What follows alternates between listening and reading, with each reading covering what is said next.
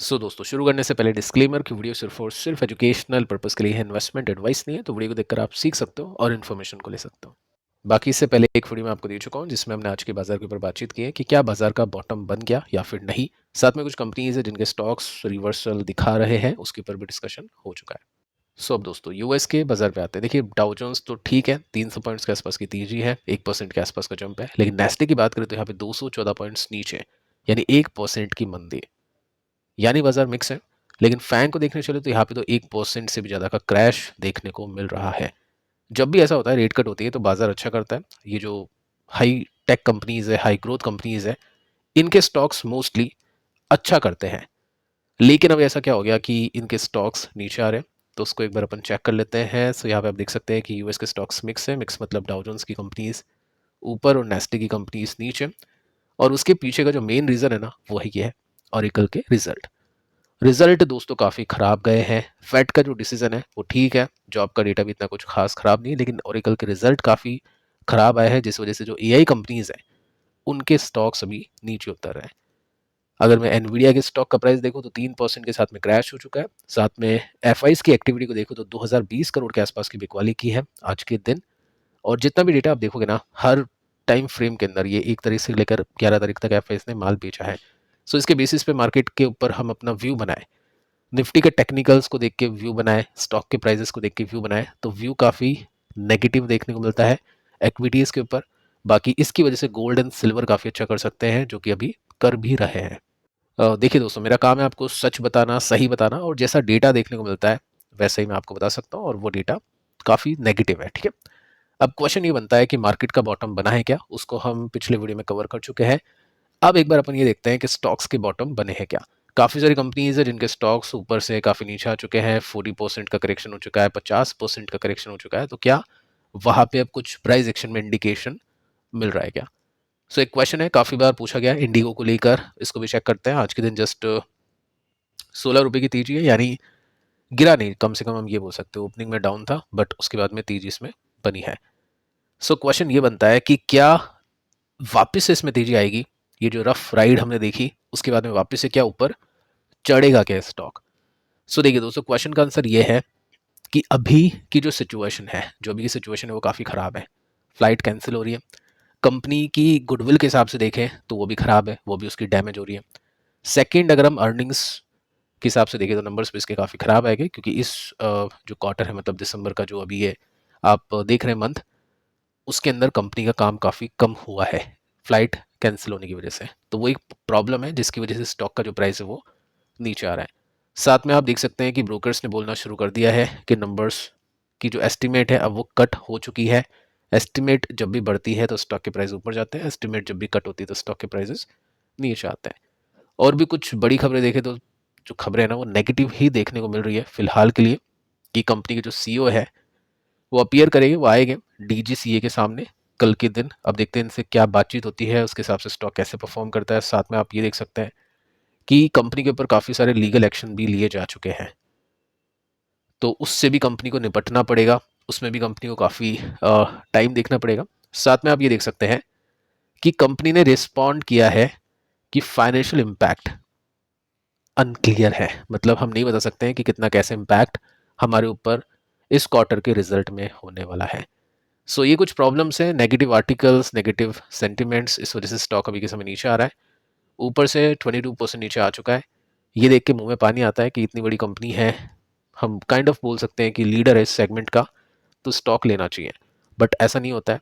Stock 20% गिरेगा, खरीदेंगे, 30 गिर जाएगा, 30 पे लेके 40 गिर जाएगा। ठीक है, पैसा नहीं बनेगा, 2-3 साल हो सकता है अटका रहे।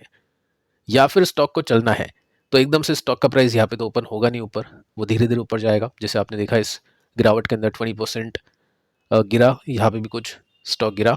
उसके बाद में हमने बॉटम बनते हुए देखे, यहाँ पे भी आप देख सकते हैं। जब तक वो सिचुएशन नहीं हो, जब तक स्टॉक अभी नेगेटिव है और नीचे और जाने के लिए तैयार चार्ट्स में देखने को मिल रहा है।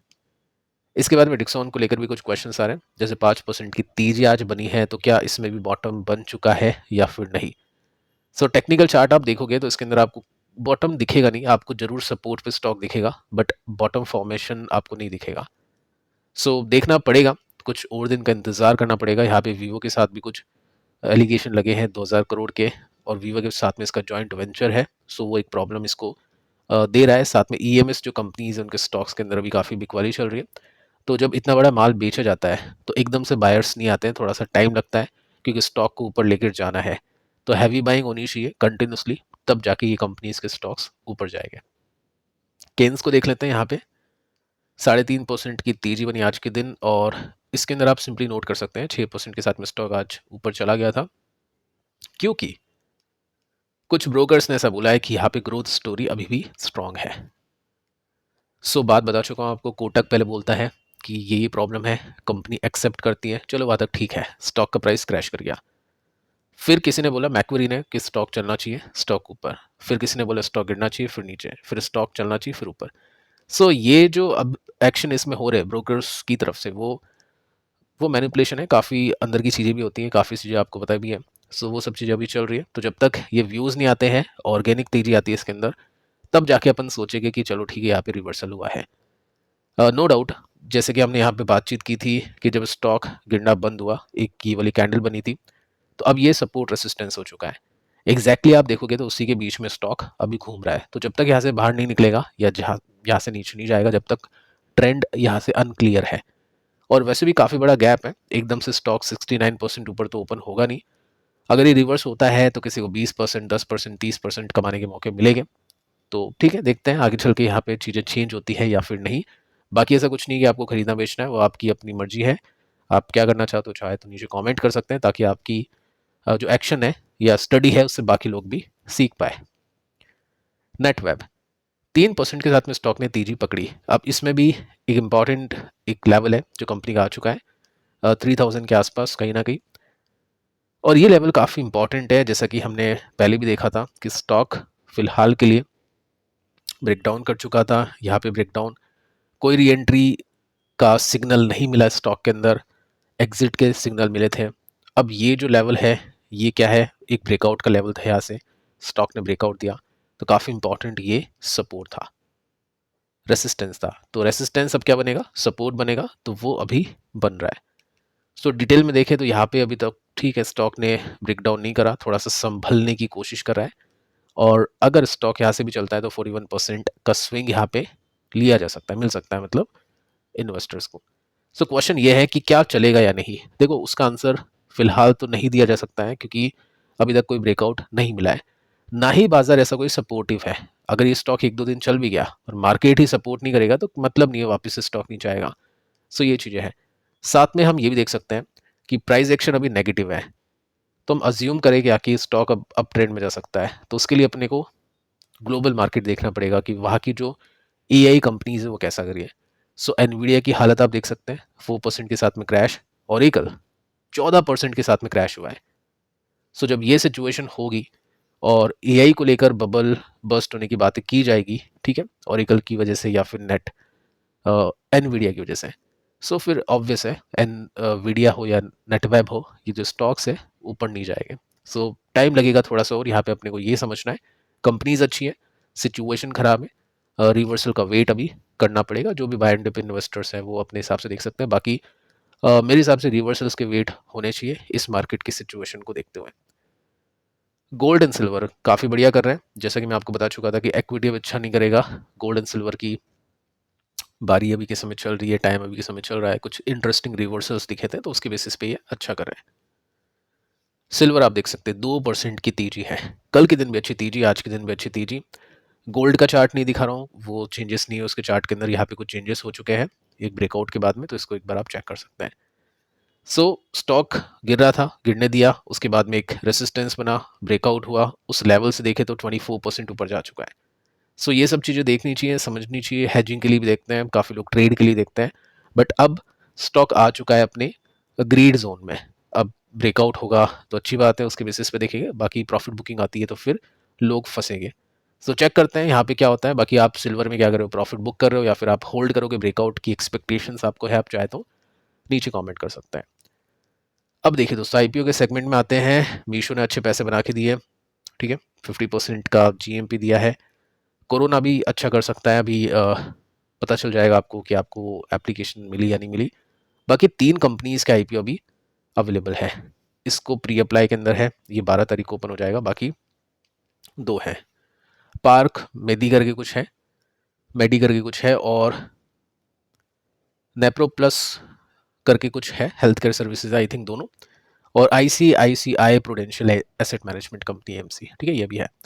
क्वेश्चन बनता है कि कितना पैसा बनेगा। देखिए यहाँ पे आप देख सकते हैं कि नेफ्रो केयर के अंदर आप 4% का प्रीमियम देखते हैं, जस्ट ओनली, केवल। पार्क के अंदर आप देखोगे 8%, और ICICI प्रू के अंदर आप देखोगे 5%। तो तीनों ही अच्छे नहीं है। लास्ट IPO जो अच्छा है वो ये है, 28% का चल रहा है इसके अंदर। और इसका पता कैसे कर सकते हैं, आज की डेट है अलॉटमेंट की, बट आती नहीं है वो अलॉटमेंट, टाइम लगता है स्टेटस आने में, तकरीबन रात के 2-3 भी बज जाते हैं। तो कल आपको सुबह आपके फ़ोन में नोटिफिकेशन आ जाएगा कि आपको मिल गया या फिर आपका पैसा अनब्लॉक हो गया।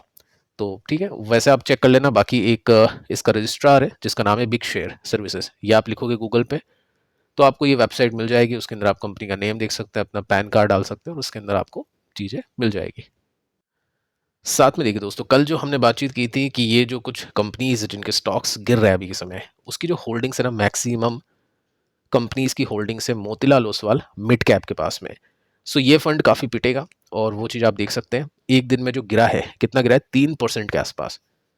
निफ्टी चला, मिड कैप इंडेक्स चला, आपका पोर्टफोलियो भी चला, लेकिन ये जो म्यूचुअल फंड है 3% के साथ में क्रैश हो गया एक दिन के अंदर। कैसे? क्योंकि होल्डिंग्स के अंदर केन्स है, डिक्सॉन है, और भी काफ़ी सारी कंपनीज है जिनके स्टॉक्स अभी के समय काफ़ी खराब कर रहे हैं। एक टाइम पे काफ़ी अच्छा कर रहे थे, तो ये फंड भी काफ़ी अच्छा कर रहा था। जैसे अगर मैं कंपैरिजन करूँ यहाँ पे, तो HDFC मिड कैप कितना गिरा, जस्ट 1% से कम। निपॉन भी 1% के आसपास गिरा, कोटक भी 1% से कम गिरा, लेकिन मोतीलाल ओसवाल का मिड कैप 3% के आसपास गिर गया। रीज़न है कि ये होल्डिंग्स। अब देखिए क्या हो सकता है, या तो ये जो फंड है स्लो तरीके से, धीरे धीरे तरीके से इन होल्डिंग्स में से कट करेगा, डिक्सॉन बेचेगा, कल्याण, केन्स, मतलब जो भी इनको बेचना होगा, और होल्डिंग्स चेंज करेगा। आपको जो गिरावट के बाद में जो NAV मिल रही है वो अभी के पोर्टफोलियो के हिसाब से मिल रही है। आप अगर अभी बाय करते हैं, एग्जाम्पल दे रहा हूँ, ऐसा कुछ नहीं कि बाय सेल करना है, अगर कोई इन्वेस्टर यहाँ पे अभी बाय करता है, कल ये पोर्टफोलियो बदल लेते हैं, और उसके बाद में जिन स्टॉक्स को इन्होंने चुना वो स्टॉक चल जाते हैं, तो आपका पैसा बन जाएगा, चाहे वो ये स्टॉक गिरे क्यों ना गिरे। मतलब ये चेंज कर देते हैं, वो स्टॉक चलते हैं तो पैसा बनेगा। बाकी अगर ये रखते हैं और ये स्टॉक चलते हैं तो पैसा बनेगा, लेकिन अब इनमें चलने का दम दिख नहीं रहा है, तो हो सकता है थोड़ा सा टाइम लगे। अल्टीमेटली दाव लगाना है मैनेजर के ऊपर, फंड मैनेजर के ऊपर, जो बहुत ही रिस्की अप्रोच के साथ में काम करता है और 15 स्टॉक को लेकर रखता है। रिस्की मिड कैप देखना है तो ये जो मैनेजर है ये काफ़ी रिस्की मैनेजर है, और इसके हिसाब से फिर वो देखना चाहिए। अगर आपको लगता है कि हाँ कि रिस्क लेना चाहिए मिड कैप के अंदर, तो फिर ये फंड है जो अभी नीचे अवेलेबल है, डिस्काउंट के साथ में अवेलेबल है बाकियों के कंपैरिजन से। सो फिलहाल दोस्तों इस वीडियो में इतना ही। पिछले वीडियो को आप देख लेना, मिलते हैं कल, तब तक के लिए शुभ रात्रि।